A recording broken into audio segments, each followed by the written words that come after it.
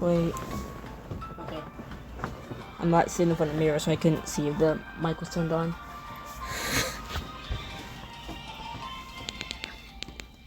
Chapter 19. Daybreak. I'm sitting in front of my TV, so I can keep reaching the computer to keep the screen on. This time. Even though there's no problem with turning it off. I'm allowed a little bit of commentary this chapter, since I gave none, absolutely none, last chapter, so I don't want to hear it. Alice, I'm sorry. I couldn't protect you. You reach for Alice's hand.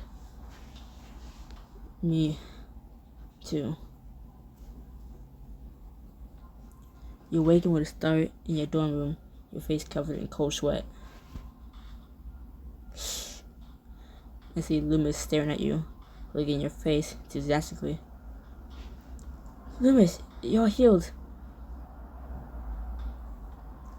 When you sit up, you wince at the aches and pains that lace through your body, a firm reminder of what happened the night before.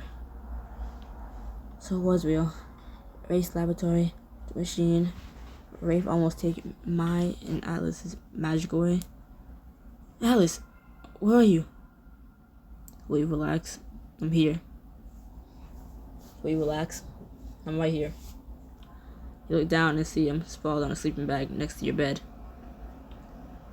I can't believe you're alive. Are you okay? Alice's eyes widen at the worry in your voice. I'm solid. Don't worry about me. I'm more worried about you. You look like hell. That sounds about right, but speak for yourself.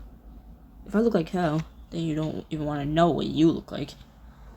Alice draws his head back and lets out a laugh, then winces, clutching his side. Don't make me laugh, you ass. It hurts. You suddenly remember rescuing your friends as a loud collapse around them and panic jolts in your chest. What the others? Did they make it out of there? I passed out before you did. I don't know any more than you do. I don't even know how we got back here. Loomis leaps off your bed and sails over to your door, where he flutters around urgently. I have to find him. Alice, come on. You and Alice limp to the door in a rush and tear it open, heart hammering your chest. There they are. Your friends are seated around the common room, bruised and battered, but not enough to erase the smiles that bloom on their faces upon seeing you. You're all okay. And so are you. You're awake. And you're mobile. It's so good to see you out of bed. Are you sure you're ready to move around? Do you need any help? Shh. Shreya gets to her feet, wiping her eyes as she sniffles. She opens her arms wide. Come here, Yuji. Actually, everybody come here. This calls for a group hug. You, Alice, and Loomis are swept into the tightest, most well-deserved hug of your life. Please release me. I'm so glad your eyes are okay. When I took you down, I thought that we were just playing dead, because we knew you'd be disappointed if we beat Rafe for you. Something like that.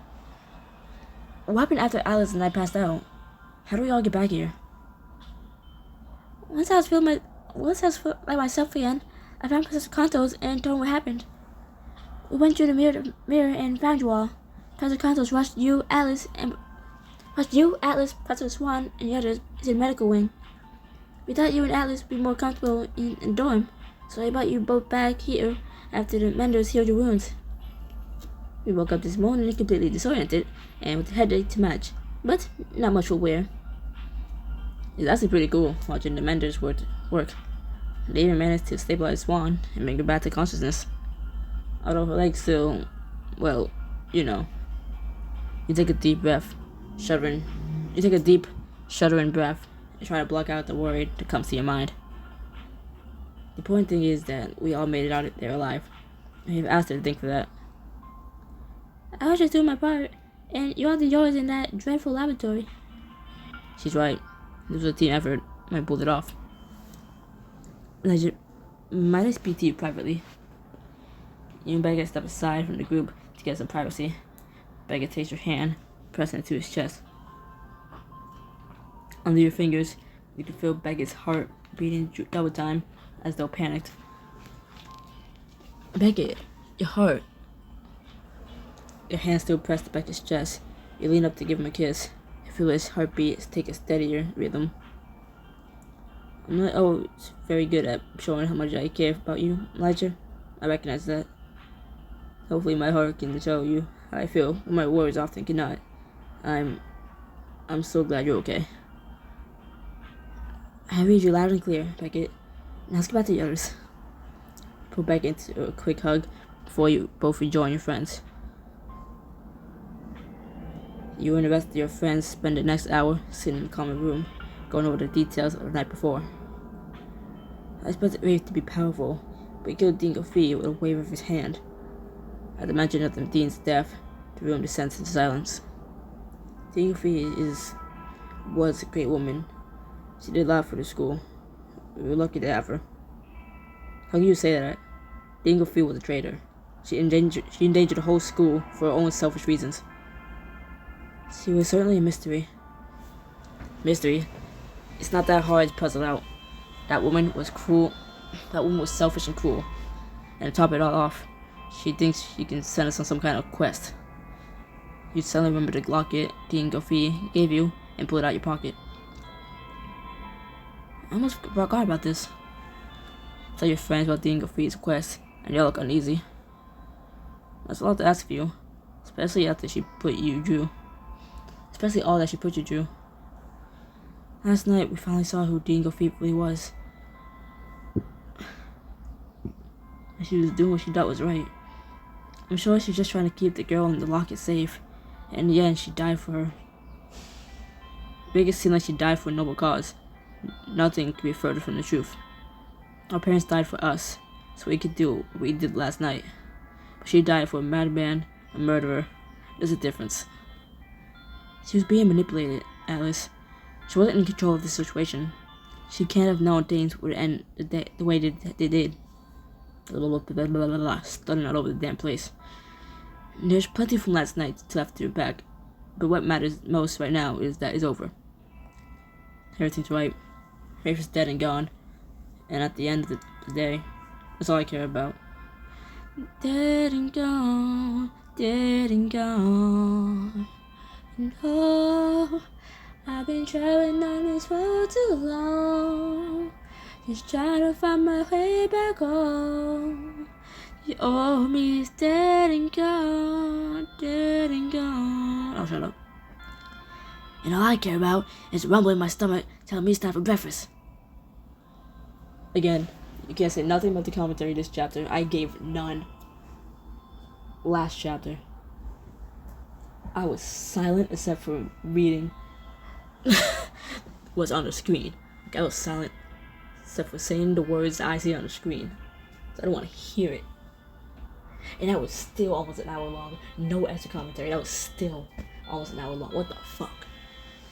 I wanted to complain about that. But I was like, no. I'm doing good so far without saying shit. So no. Also, why is the mic touching my forehead? Get off. As if on cue, you're hit with a sudden wave of exhaustion, and your stomach gurgles loudly. Everyone's eyes settle on you. I think that's my body telling me that breakfast sounds amazing. You let out a laugh of relief and begin making your way to the dining hall. As soon as you enter, you're bombarded by an explosion of applause. The whole school has gathered inside. There he is. First he wins the championship. First he wins the championship game. Then he saves the world. No biggie. Can I have an autograph? Wait. Lemon Sweet caught the volume of the applause, letting out a squeak of surprise before vanishing into the ether. You scared my familiar. You all scared my familiar. Fuck you all. You scared him. You scared that poor little baby. Hate you. Whoa. This is more than a little. Overwhelming? Yeah, no kidding. The whole school knows about what happened last night, by the way. Obviously. But how? When Swan woke up, she told the other professors what happened, and I haven't exactly been keeping quiet myself. You become celebrities? Blah, blah, blah. You become celebrities overnight. Not like my level celebrity, but Kardashian tier at the very least. She's saying she's above the Kardashians. Damn. I'm famous now, but I don't want all the attention. I can't imagine anything worse than having this many people's eyes on me. I feel that. In the past couple of weeks, I talked to more people than I have in the past long time. And to be honest, it's been awful. I'd rather be back in the mirror dimension than be the center of attention. Don't wait, Elijah. If things get overwhelming, there's definitely not way to step in to help you. We were made for the limelight after all. On your way to one of the tables, a familiar goat-like vibrato called out to you. Ah, Elijah, Atlas. I'm glad to see the two of you up and about. Professor Contos makes his way over to the group as the applause dies down around you. He holds his hand out to Atlas. It's a pleasure to meet you, Atlas, and it's a relief that you're in one piece, like your brother. Yeah. Great to be, whole.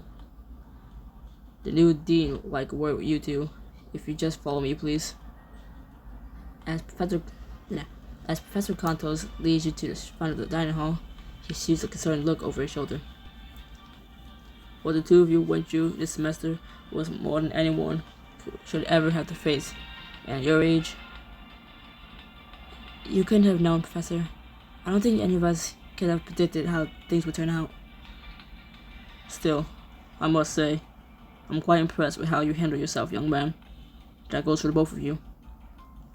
Constance is right. Even I have to admit the way you handled yourself last night was impressive. Did you just compliment me?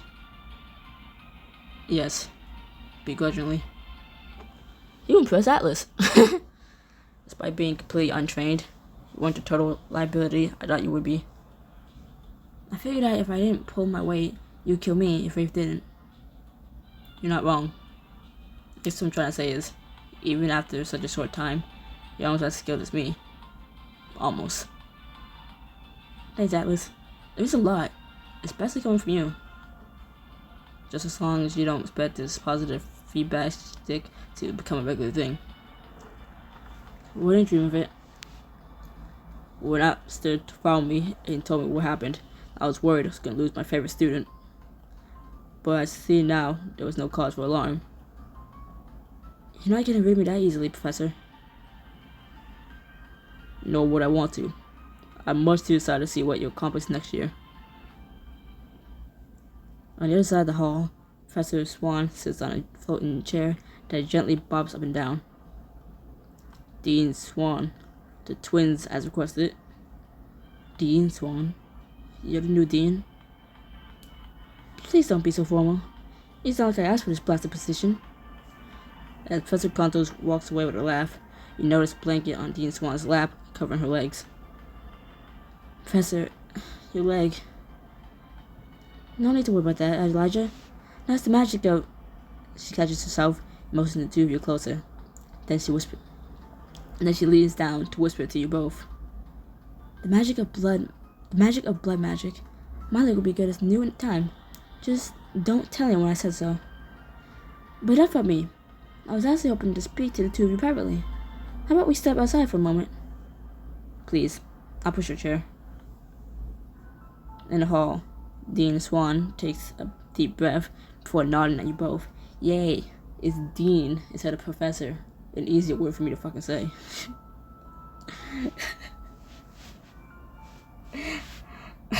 I don't have a speech impediment. I just have a weird lisp. A weird lisp sometimes. I know it's the same thing. I'm just saying it's not like it's not so much that it's an impediment, but it's like a little bit sometimes, or some words and some letters is like You hear a long silence before I speak. It's not because I can't say the word half the time. It's because I can't pronounce it. You know, when it's just I can't say the word. I can't pronounce it. I'm just like, fuck you. In the hall, Dean Swan takes a deep breath before nodding at you both.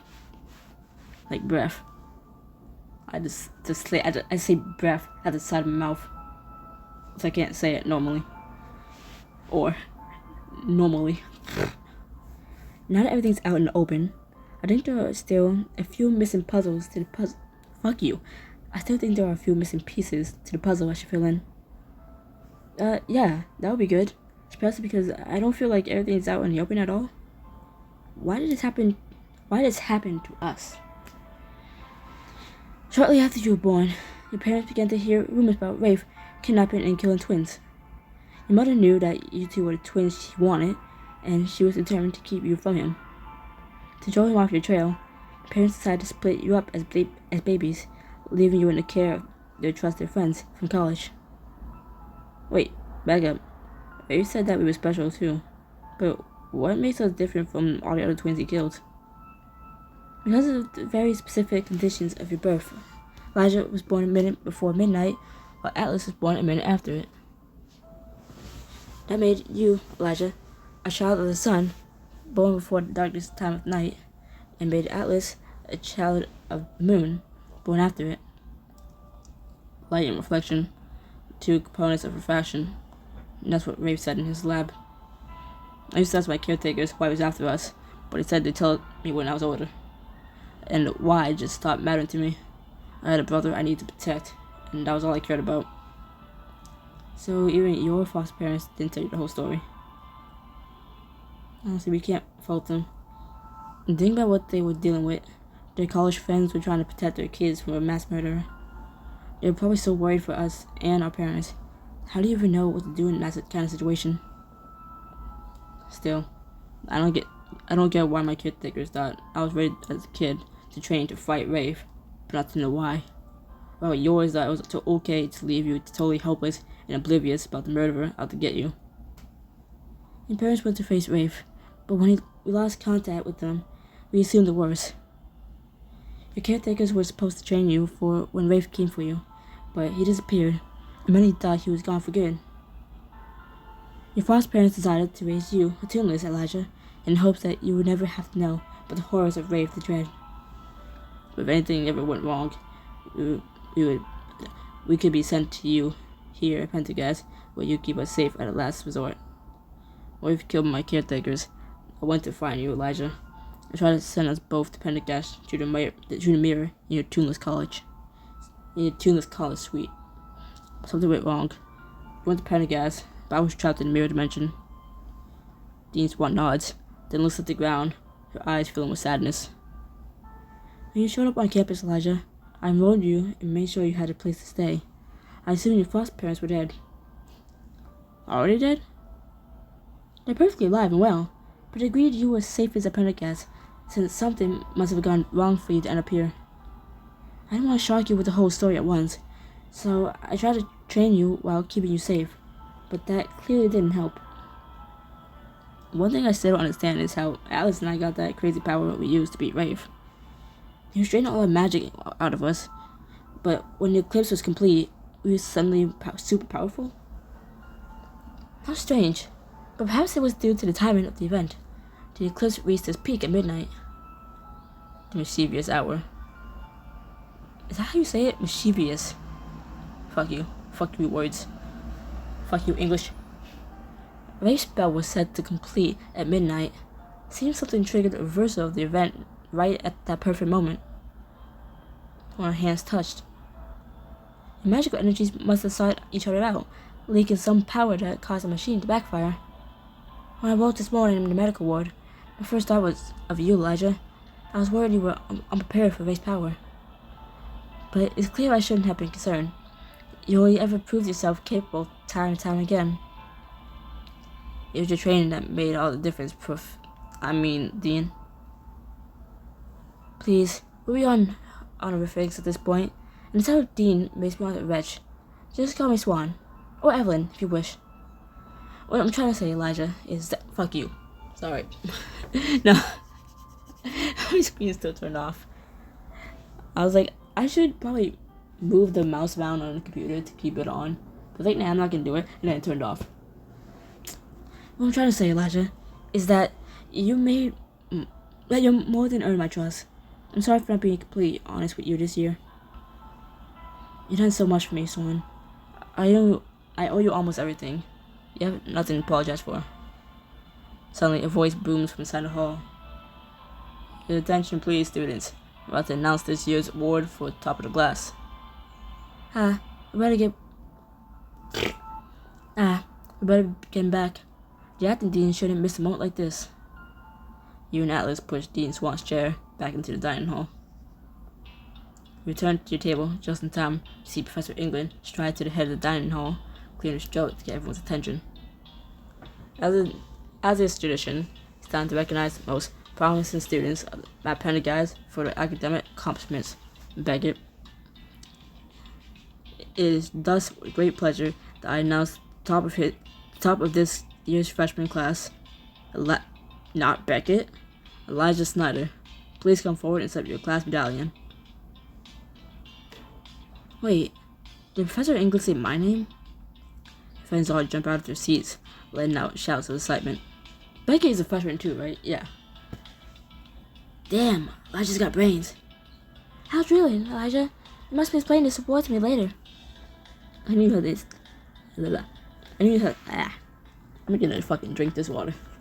My mouth is dry. I knew you had this in the bag, Light.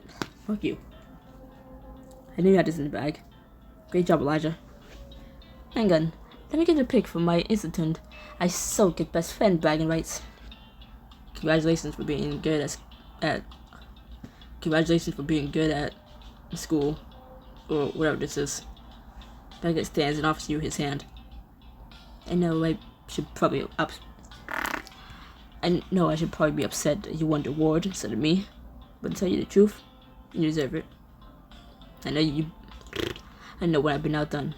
You better watch yourself next year, though. I'm gonna redouble my efforts. How did I beat Beckett? You're on, nerd. I think you lost your privilege to call me that. At this point. I think you lost your privilege to call me that at this point. Okay, now go get your medal, nerd. You approached Professor England at the front of the dining hall. Congratulations, Elijah. It is my honor to present you with this class medallion. Sound is fine. I was gonna say, where'd it go? It's under the sword.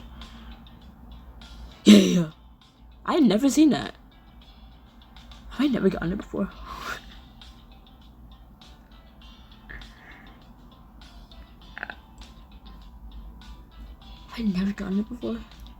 Was I that dumb last time I played this? I said Beckett because I remember it. I swear I remember it saying Beckett. I don't.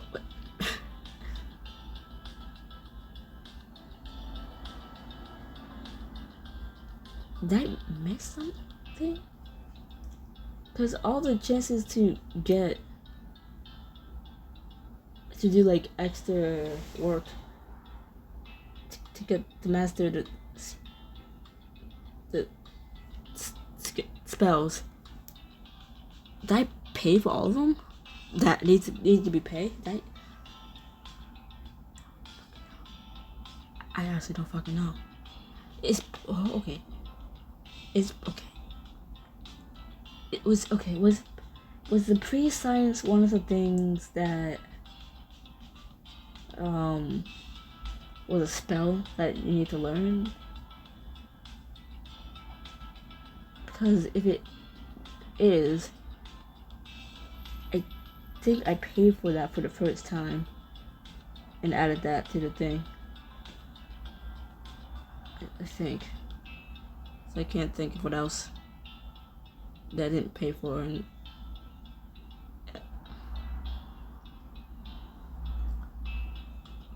well, I know at least the first time with the learn the fire spell, I didn't get it right completely when having to.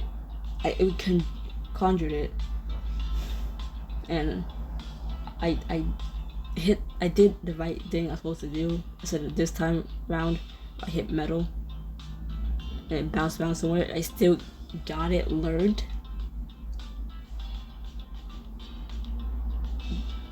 but I did it perfectly last time. I do not fucking know. How the hell did I win? Becky, you stupid. You dumb. I'm kidding. After the class medallion is awarded, the dining hall once war returns to normal, and the sounds of conversation fill the air. So I was wondering, Elijah, Alice, you guys have summer plans now that you're both, aware of each other's existence? It'd be fun to travel to Magic World. Now that I know it exists, I want to see everything it has to offer.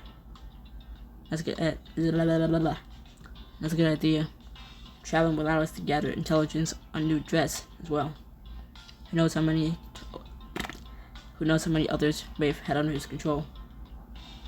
That wasn't really what I had in mind, but maybe we can still make some time for sightseeing. What are you doing over the summer, Shreya? Well, in between binging Junish TV shows, I got ideas for some spot projects that I've been dying to put together. I was going to get a head start in reading this for my second year classes. My family's dragged me to Hawaii. I've been studying too, sort of. I'm doing fieldwork in Toronto. Fuck you, Toronto, really. I'm doing fieldwork in Tornado Alley for my major. I'll finally see real storm drivers in action. Listen, Griffin, you didn't survive a fight with Rave just so you can die in a stupid tornado over the summer. I'm staying out of trouble. My aunts are taking Abella Z and I on a cruise, so I'm gonna eat, sunbathe, and scuba dive all summer. Going on a cruise sounds fun, though I have to be content with just Penn Square, since I'll be running the store all summer. Wait, I know wait for us to find out for sure what our summers will hold. Zeph runs off to the buffet line. Aaron turns to the tray. He slams bowls down in front of each of you. Prophesios? Oh, Prophesios. I've heard of these. I just wanted to watch them show me my future. Don't tell me you actually believe that a breakfast cereal can foretell the future. Oh, mine's moving. It says... You watch as the letters in Shredder's bowl combine to form dollar signs. I didn't know I was rich, so this feels like a complete waste. Mine's next. It says storm warning. That doesn't sound good. It's not really. What the hell is this? I just wanted to hit play on the video for a second.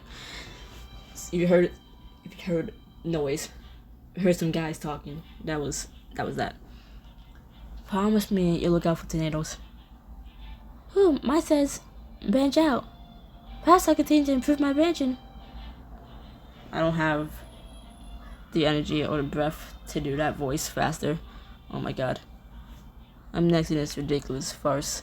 Let's see. Who are you? This bowl of cereal just tell me to do some soul searching? Hogwash. Complete nonsense. Alice is spelling something out. Everyone turns to look at Atlas's prophecy. Everyone turns to look at Atlas's bowl of prophesios. Let's begin to form a coherent message. B-E-W-A. Before Zeph could finish reading, Alice thrust his spoon into the bowl, hopelessly scrambling the letters. Alice! Or, I'm hungry. Besides, we're Harriton. Fortune telling is for suckers. Whatever happens, I'll deal with it as it comes. He nods to a bowl, where the letters are beginning to drift into formation. Peering closely at your bowl, see the phrase, no bounds, float in the midst of the jumble of letters. Alice is out a snort of amusement. Cryptic nonsense, if you ask me. Now you see you're soggy. Small price to pay for knowing what the future holds. Well, I bet my fortune is especially detailed, considering how long it took to come together. With bated breath, the table looks at Zeph's bowl of prophesios, which slowly forms. Bucket. I must have accidentally gotten Bucket's bowl in an accident. Very funny. As the morning continues, you and your friends take your time eating breakfast, enjoying each other's company. You're not gonna finish your food, Griffin? That's not like you. Oh, I'm not finished. I'm saving room. I heard about a tuneless food cart that rides in Penn Square at the end of every school year. I'm gonna check it out after this. I'm sorry. Did you just say tuneless food? Exactly. No yoga eggs, no dragon legs, just tuneless classics. Like, well, I guess we'll find out. I've always wanted to try marshmallows. No, that's not. I hope they have some tuneless candies. I love jelly beans and gobsmackers especially. I love those too. Jelly beans and gobsmackers? I love tuneless food, but I never had those before. That's not what any of those things are actually called, but I'll save that for another time. Baby steps. If they have my favorite tuneless piece of rolls, I'm so down. Alright, let's go have breakfast number 2. My type of friend group. Going to Penn Square will be the last chance to hang out with all your friends before the end of the semester. I'm excited to see how you all react to eating something that doesn't look like a giant eyeball or scream when you eat it. Big thing will have you for guidance, otherwise none of us would know what to get.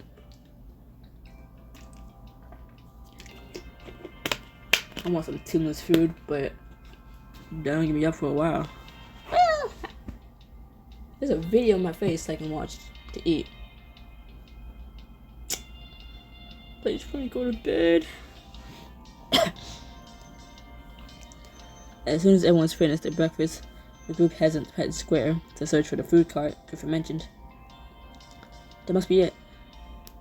Points to a cart that could belong to any classic New York hot dog vendor. A sign on the front reads, Tina's Tuneless Treats. Oh, this is so exciting. I can't restrain myself any longer. And with that, Aster runs off in the direction of the food court. Aster, hold up. When you catch up to Aster, her hands are already full of various tuneless food items, and she's taking a huge bite of corn dog. Delicious. Not try a Korean corn dog. That's so much food. Did you already have your order planned out or something? Aster swallows her food and beams at you. Oh, I come here at the end of every year. It's a great opportunity for me to try rare and tuneless delicacies. Aster takes another bite of the corn dog before pulling out a notebook. A vine wrapped around a pen snakes out of her hair and begins scribbling something down. Aster, what are you doing? I'm writing down tasting notes. Elijah, all this food Aster's holders make me hungry. What should we get? Your Jesper here.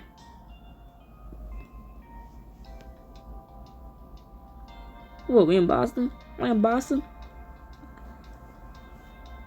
I lived in Boston my whole life and I don't have a Boston accent.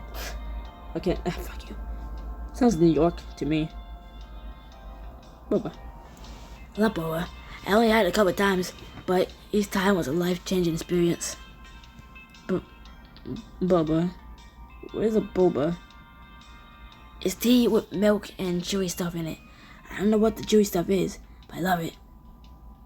This boba concoction is starting to sound increasingly suspect. But I can taste a cautious sip that begins to chew. I never thought I would say this to you, Seth, but you're right. I don't know what this chewy stuff is, but it's so oddly satisfying.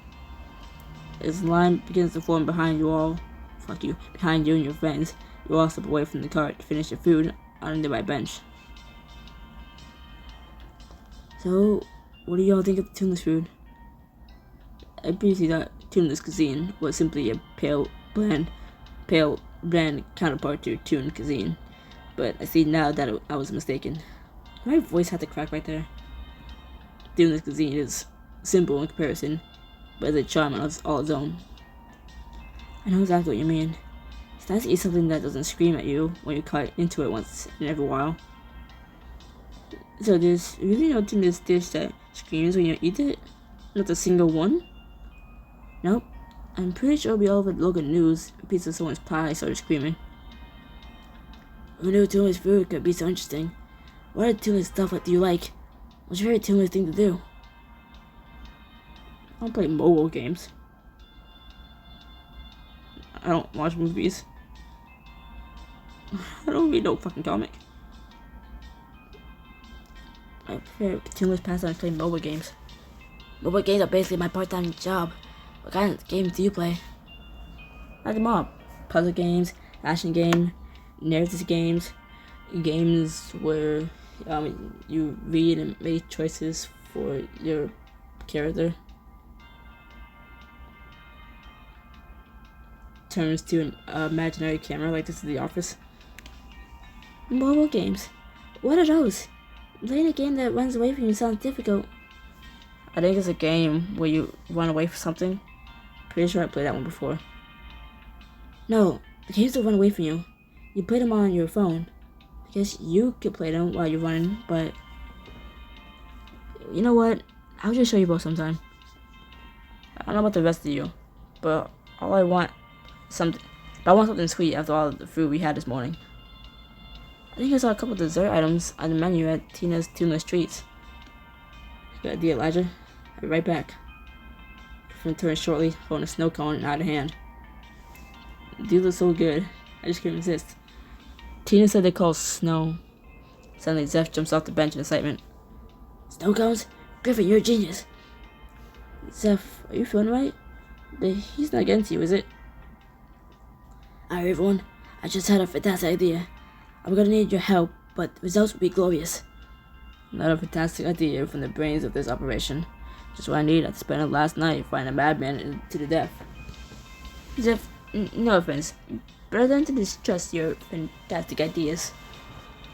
Come on, guys, let's see him out. What do you need to do, Zeph? Elijah, I need your help conjuring a pillar of water from this fountain. Can do. Perfect. As for the rest of you, hit the pillar with fire magic and turn it into steam.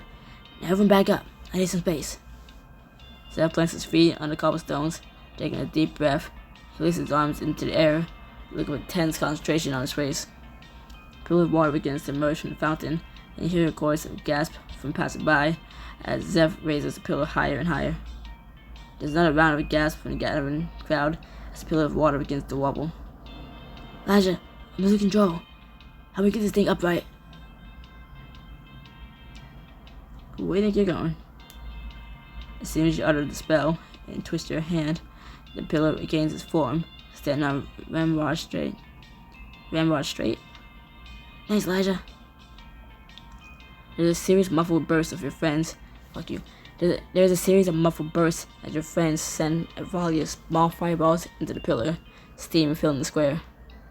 Here it goes.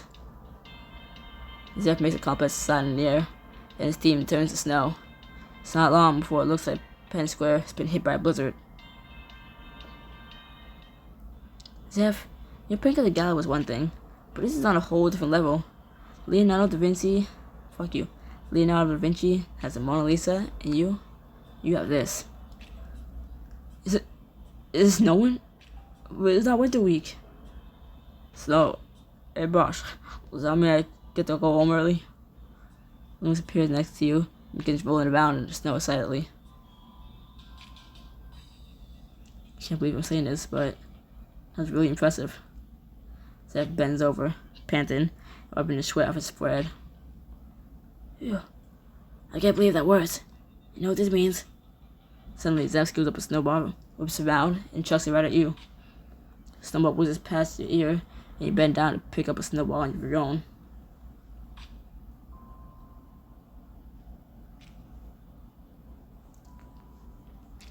You draw the snowball at Atlas' back, and without turning around, he catches the snowball, crushing it between his fingers.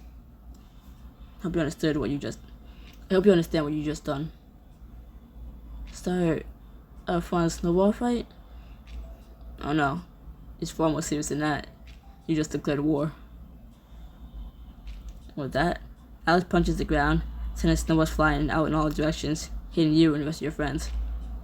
Snowballs fill the air as you and your friends spend the rest of the morning playing in the snow.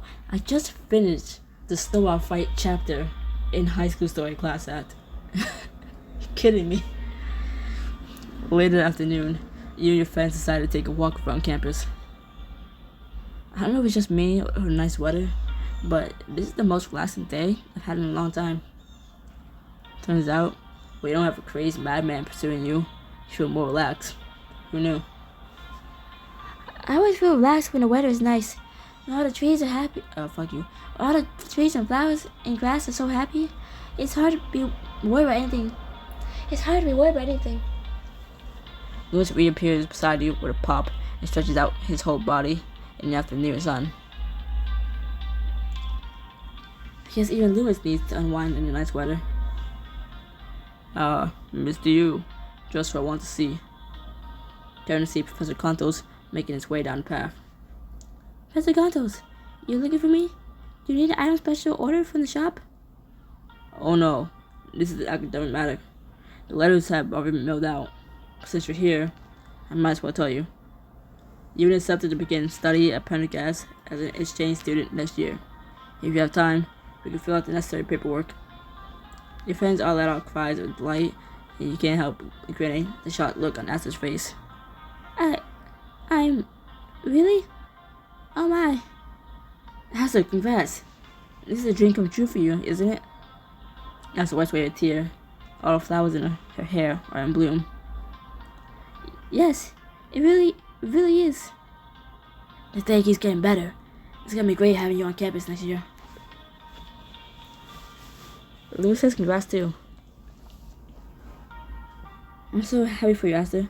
You must be so excited. Excited is an understatement. I want to learn about true magic and go to the library and thief games and do all the things students do. She takes a deep breath, a huge grin on her face. I've never seen someone literally breathless with excitement before. I have to say, it's pretty infectious. If you're ready, Mr. Yu. Just a moment, please, Professor. Elijah, can I talk to you alone for a second? You and Athers step beneath the arches of the outer hallway to get some privacy. Elijah, I want to thank you. I don't think I would have been able to do this without your encouragement. Of course you would have. You always wanted this. It was your hard work and dedication that got you here. Maybe, but you're the first person who really seemed to believe that I can make it as an exchange student. It made a big difference. Well, regardless of anything, I did. This is your achievement. I'm just here to celebrate with you.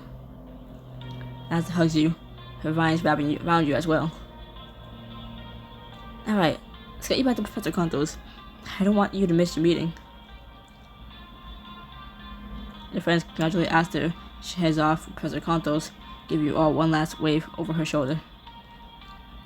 I've never seen Asta so happy, and Asta seems happy most of the time. I'm sad to speak to her in an academic capacity. I've read much of wood nymph culture and philosophy, and it's fascinating. Well, while you're discussing that, I'll be taking notes on Asta's fashion choices. Wood nymph culture is the future, I'm telling you. I'm just glad she'll be around more, and I bet she knows some cool spells she can teach us too. What do you think, Alice? Alice? He knows that Alice has walked off. His posture dejected. I'm gonna go check on him. Give me a minute, guys. You tail Alice at a distance till he comes to a stop beside the bridge, heading toward the thief arena. You join him as he stares out over the water, his arms crossed, a vacant expression on his face. You doing alright? I'm fine. It's good to see Asta so happy, huh? All she's ever wanted is to be a student at Pendergast. Yeah, it's really great. You know, Alice, after everything you've done for school, I'm sure that you'd stay on as a student if you asked. Maybe, but not interested. This isn't really my scene. But Alice, you can teach me stuff. Teach you stuff? Like what? You can teach me moon magic, for starters, how to fight, or disguise tactics, or what to eat in the woods, or Elijah, I learned a lot of that stuff on my own. I'm sure you can too. I don't know. I don't think I can stay. What do you mean? You spent all this time trying to find me, and here I am. Why would you leave? Not everything's about you, you know. You hold your hands defensively, and out of size, spell creasing in frustration. Sorry, I didn't mean to snap at you. I've never been to school before. I've never been around this many people, and it's overwhelming. It makes me itchy. He takes a deep breath before continuing. Listen, Elijah, I'm glad you found your place here. I really am. I'm just not sure I can. Alice, I get that this is new for you. I just found that after you found me, fuck you. I just thought that after you found me, we could stay together. I think what Elijah's trying to say is that you're not alone anymore. Right, Elijah? You and Alice wheel around to see that all your friends had joined you on the bridge. Did you hear all of that? Treya, Beckett, Griffin, and Zeph all nodded in unison. Alice groans and buries his face in his hands. Put your hand on his shoulder.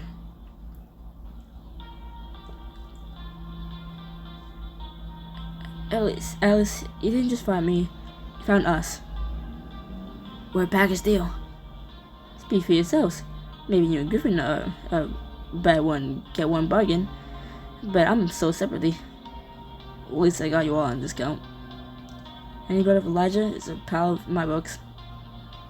Like it or not, Alice? Fuck you. Like it or not, Alice? You have friends now. Don't worry. It's hard for me to wrap my head around too. I'm sure I'm gonna regret saying this, but I'd also be lying if I said I didn't enjoy your company from time to time, so thanks. Did at least just say thanks? Don't get used to it. He softens his tone slightly. You all give me a lot to think about, so I'm gonna go do that alone, which means don't follow me. You all watch him head off and let out a breath. I guess now we just wait and see what he decides. There's one thing I know, is that he'll decide what's best for him. I have a feeling we'll be seeing your brother around next year. In the meantime, I'm gonna decide what's best for me, and that's taking a nap. I was exhausted before breakfast, and now I'm exhausted and in a food coma. See you later, Zeph. Sweet dreams. I don't have my hopes up for sweet dreams after last night, but honestly, I think I'm too tired to care. I'll see you guys later, okay? Zeph gives each of you a hug before heading off for the dorms. On that note, I should get going too. Now there's something of mine in Professor English classroom, so I'm gonna pop over there and pick it up before I leave for the summer. While you're there, can you keep an eye out for my copy of the Pendergast Compendium? It has my name written on the inside cover. Of course it does. Please, no teasing. Things are hard enough as it is. I never lost a book before, and I have to find it before I go home. Oh, you should try Lost and Found. That room we found when we were chasing down Professor Swan forever ago, remember? I suppose that's a suitable plan for the time being, though it'd be more time efficient to have help. Well, I've got no reason to go back inside for the rest of the term. I'm going for a swim. Swimming? Since when does Pendergast have a recreational pool? It doesn't. So I'm going swimming in the lake. Everybody whose game is invited to join. How about you, Elijah? How spent your last hours at campus? This will be your last opportunity to spend quality time with one of your friends before the end of the school year. One of.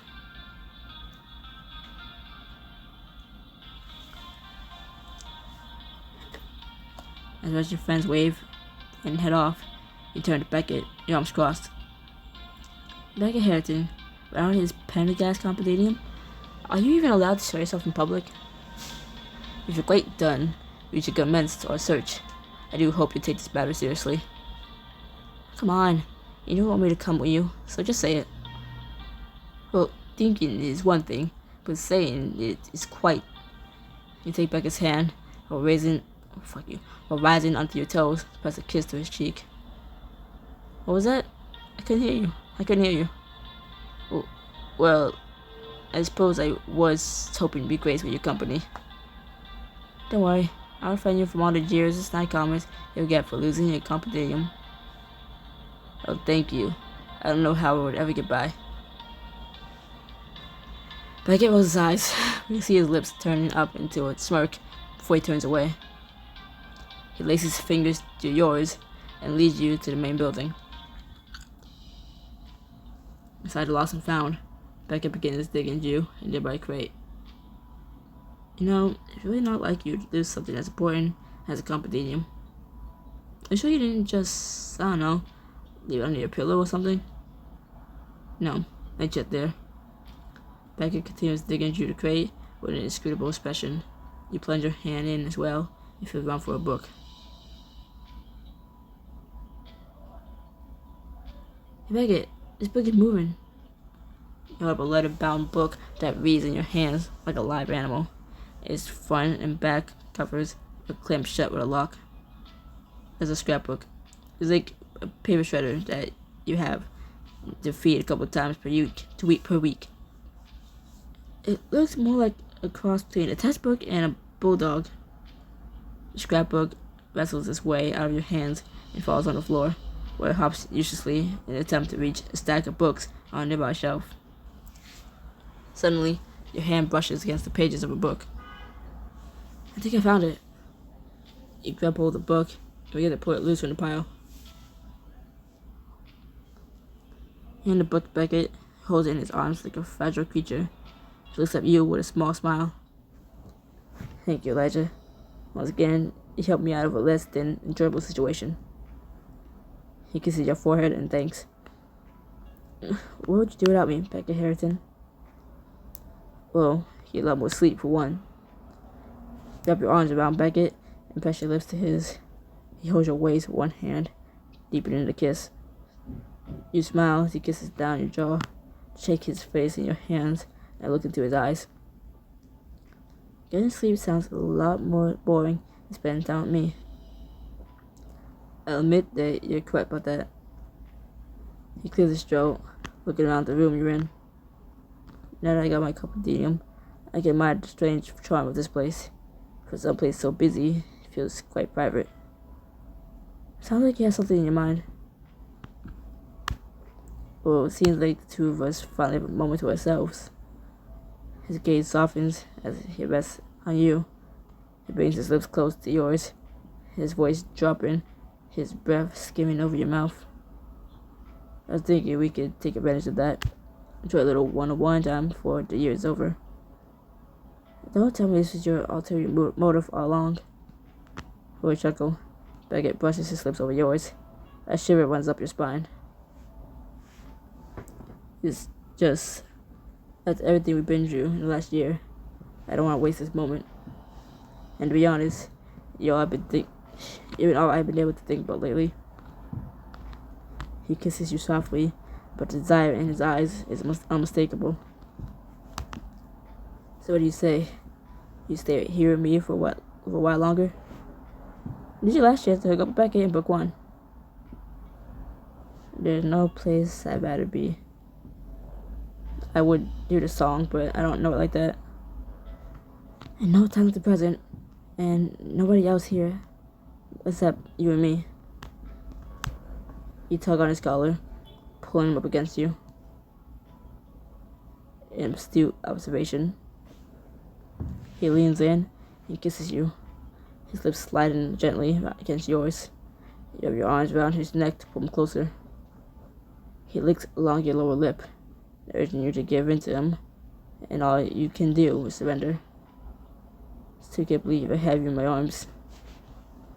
His eyes roam over your body, lingering on your lips. You surge forward to meet him in another kiss, and he gasps. As he pulls away, he kisses the corner of your mouth and gazes deeply into your eyes. I was so certain that one of us wasn't going to make it back. You raise your finger to his lips, silencing him. You turn your head to trail kisses over the side of his face. Don't think about that. Just think about here and now. Think about the two of us. You press your lips to his and whisper against them, making him shudder. Together. Beckett cups your face and pulls you into another kiss that quickly grows heated. He runs his hands down your sides, resting them on your hips. You nip at his lower lip, and he clenches the fabric of your clothes tightly in his hands. Elijah, looks like I got you all flustered. Luckily, two can play that game. He kisses down your neck and looks it up. Fuck you. He kisses down your neck and licks up it, making you shiver as his breath goes over your skin. He presses his hips against yours and playfully nips at your neck. You gasp, clutching his shoulders. Beckett. Just tell me what you want, Elijah. I want to get out of these clothes. I want all of you. I believe I can provide. But first, he pulls you against him and helps you out of your clothes, his fingers gliding over your skin and lighting a fire everywhere they touch. He playfully pinches your side, then strokes his thumb soothingly over it. You let out a moan. As the last of your clothing drops to the floor, he takes a step back, and his eyes rake your body, burning with desire. Elijah, you're exquisite. Well, when you're done admiring, I think it's your turn. You undo the button of Beckett's blazer and push it off his shoulders, letting it drop to the ground. You flick your fingers and use air magic, pop open all of his buttons on his shirt, revealing his chest. There we go. You run your hands along his abs, feeling them flex beneath your fingers. You move to his pants, slowly sliding the zipper down. You bite his lip, clenching his eyes shut as you press against him. You're teasing me. Only because it's so fun. He backs you up against the bookshelf. The wood digs into your back, and you gasp, sliding your hands up his arms and digging your fingers into his shoulder. He presses his lips fiercely against yours, then pulls away, leaning down to pepper your chest with feather-like kisses. You arch up into the touch. I think I see your point. His fingers glide down your chest, tickling you. As they reach your underwear, they dip inside, his fingers brushing over your skin. His hands move slowly against you, his touch sending 10,000 spikes of pleasure coursing through your body. Beckett, I need more. He mouths at your neck and slides his hand out of your underwear, making you groan. He places a tender kiss to your skin. Want to take to someplace more comfortable first? Yeah. He grabs a hold of your hips and lifts you into the air. You wrap your legs around his waist as he carries you across the room. He lays you down in a worn leather armchair and climbs on top of you. He slides your underwear down, and his own soon follow. Better. Just one more thing. You hook your ankles behind his back and pull him against you, your hips pressing together. He moans, eyes squeezing shut. Elijah. You hear a soft tinkling sound, and then another. You look up to see a wind chime dangling from the ceiling.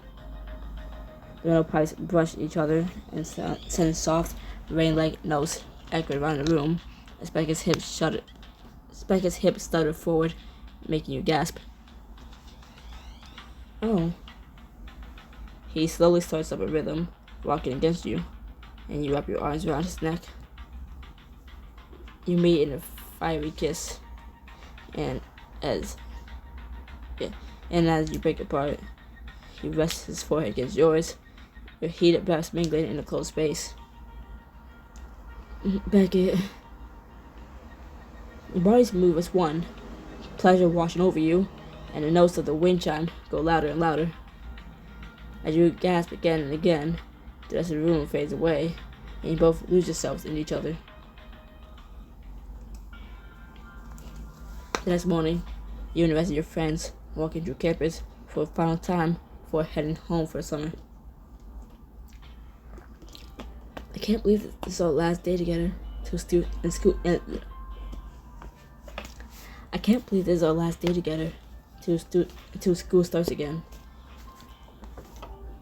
Time sure flies when you're having fun. Or when you're too busy trying to stay alive to worry about what time it is. You're both right. Rafe aside, I had a ton of fun this year, and I have you all to thank for that. I'm glad to see we're finally getting some credit for making this year the highlight of your entire life. I'm gonna miss you guys. What am I gonna talk about Thief with? Pick me. Every time you want to talk Thief, Griffin, I'm your guy, day and night. I meant to be included in all discussions about Thief. I don't know much about Thief, but having someone to talk to about my research summer will be mutually productive. You can tell me all about your research, Beckett, as long as I get to make you read something for one. As long as I get to make you read something fun for once, that is. There's always a catch. I'm willing to expand my literary horizons.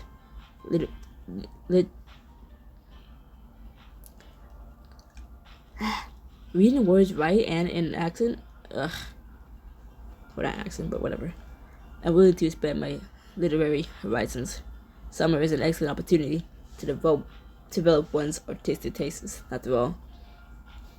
Now spend the summer on the lookout for magical items that remind me each of you all. That remind me of each of you. Ooh, can I get a magical wooden owl? The one you have? Wait, scratch that. Can I get a magical wooden lizard? I'm sure Loomis would have that. I'm sure Loomis would love the extra company. My mouth is dry, and this chapter is almost over, so I'm giving up. I'm reading words right. Fuck it. You guys can read. I haven't seen a wood lizard in a long time, but I'll keep an eye out. Beckett falls back to walk beside you, his shoulders brushing against yours. I originally thought that without you around this summer, I would finally be able to think clearly and focus on my research. But it's becoming increasingly apparent that your absence will make it nearly impossible to think of anything but you. I hope you can forgive me for getting away with your research. If it makes you feel any better, I'm not gonna be able to get you out of my head either. Beckett kisses you on the forehead, then on the lips, lingering there for a moment before withdrawing to look at you happily.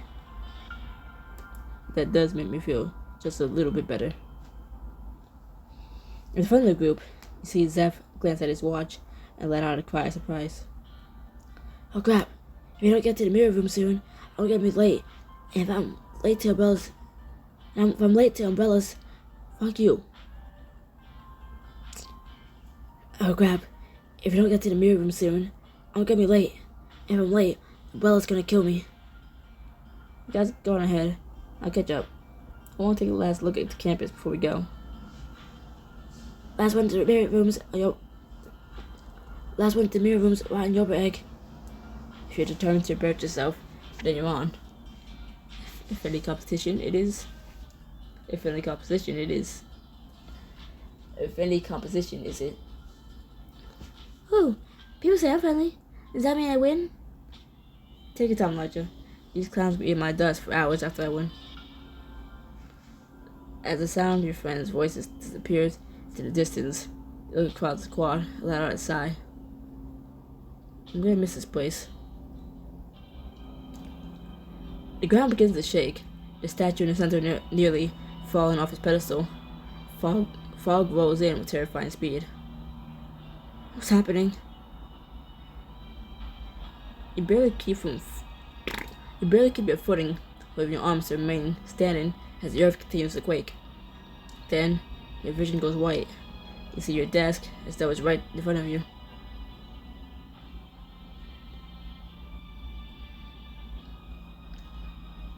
Mystery solved by collecting all the items from your desk. You lost bonus scene.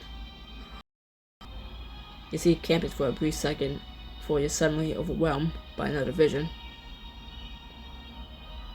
You see rolling hills of green grass. The world around you is still rocking violently, trees whipping back and forth. Nearby, an older hiker clings to the trunk of a tree, barely managing to stay standing.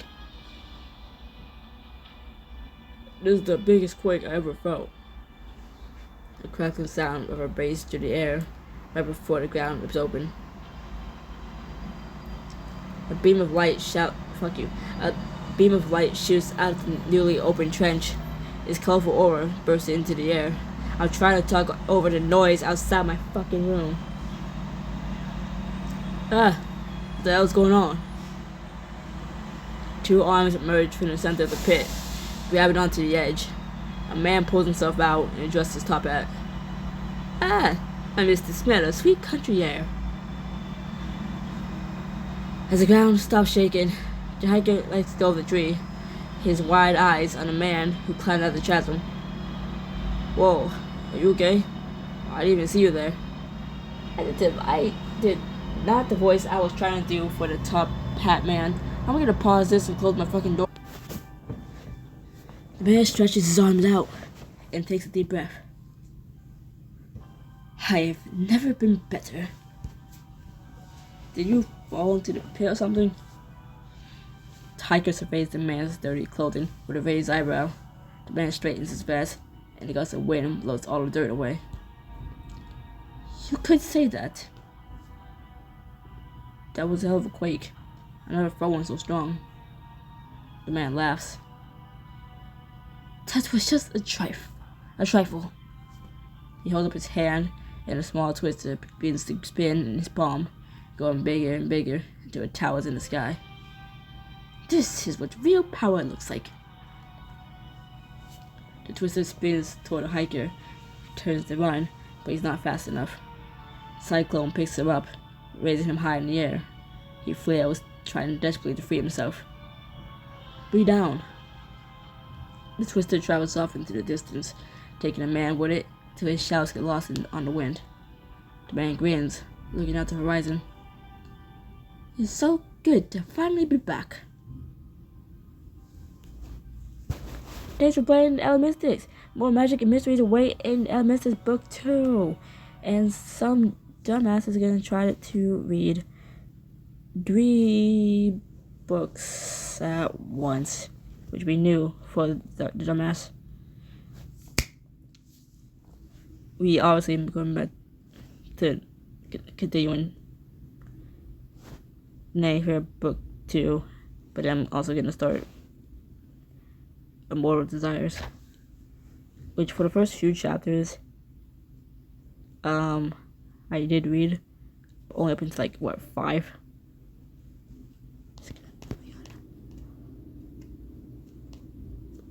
Hello? Does it only count if I read the full thing? If it counts only if I read the full thing, then I'm not gonna see it. Immortal Desires better not be in French. Is it in French? It's not in French. No, it's not there. 4. Oh, damn. One behind. But yeah. Oh my god. Wait. Yeah, my series. How to do my series? Oh yeah. Right. And Yellow Misses should also be in English. Right? Yeah. So after Book 2, 2 more books of the Elementalists. The Danny Affair.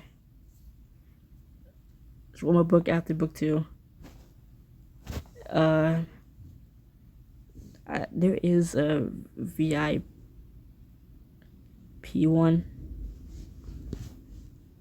specifically, but I don't feel any need to to read it.